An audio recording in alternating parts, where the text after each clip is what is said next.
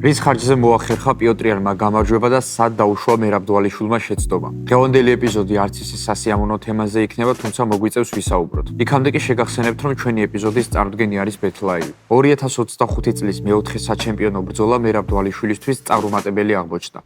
მოხდა ის, რისიც ყველაზე მეტად გვეშინოდა. ალბათ მარცხის მიზეზის საპოილად ბევრი ძიება არ დაგვჭირდება, რადგან 2 თვის წინ ჩატარებული საჩემპიონო ბრძოლის შემდეგ მერაბ დვალიშვილი კემპიდან ფაქტობრივად არ გამოსულა და ბუნებრივია ორგანიზმმა აღდგენა ვერ მოასწრო. როგორც წესი, ჩემპიონობის მოპოვების შემდეგ მებრძოლები 4-6 თვეს ისვენებენ. წონის კლებას და საბრძოლო კემპში მიღებულ სტრესს თავი რო დავანებოთ, ეს დასვენება კუნთების აღსადგენადაა საჭირო.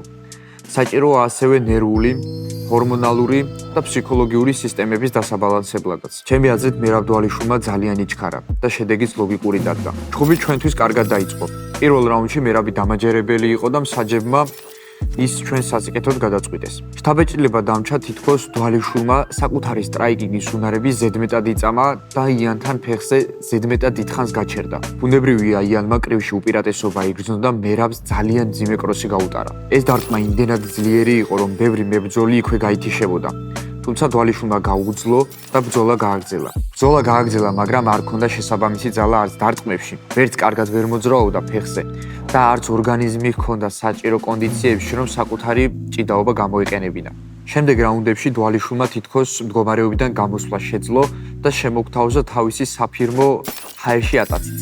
მაგრამ იანმა აქაც იპოვა ადგილი საჭირო დარტყმისთვის და დვალიშვილს ღვიძლში ფეხით ძალიან ადგინა. ეს დარტყმა იმდენად ძლიერი იყო, რომ მერაბს ტკივილისგან ერთიანად აღმოხდა. ღვიძლში დარტყმები კარდიოს და სუნთქვას დიდ პრობლემებს უქმნის და ჩვენ მივიღეთ პირველი შემთხვევა, როდესაც მერაბი მისი მთავარი კოზირის გარეშე, გამძლეობის გარეშე დარჩა.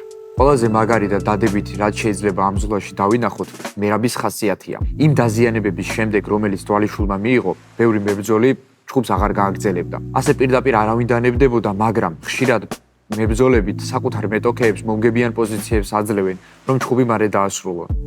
დვალიშვილმა ეს არ გააკეთა, მთელი რაუნდების განმავლობაში წინ მიიწევდა და იანს მარტივი მოგების საშუალება არ მისცა. 1-2 სიტყვა უნდა ითქვას პიოტრზეც. მერაბთან ჩხუბისთვის ძალიან კარგად იყო მომზადებული. დვალიშვილს ზუსტად ისეთი ბრძოლა შესთავაზა, როგორიც გამარჯვებისთვის იყო საჭირო.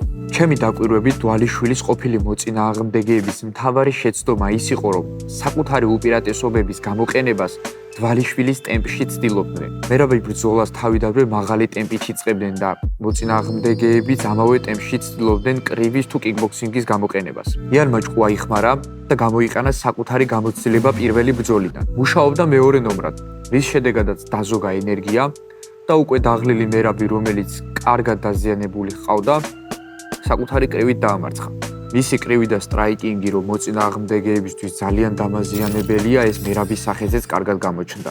ახლა ყველაზე მთავარია, მერაბმა საკუთარი თავი ხელში აიყვანოს და სწორი გადაწყვეტილება მიიღოს. ასეთი გრძელი სერიების დასრულების შემდეგ მებრძოლები ოქტაგონში მალე ბრუნდებიან და ეს ხშირ შემთხვევაში ცუდადაც სრულდება. ამის კარგი მაგალითია ალექს ვოლკანოვსკიც.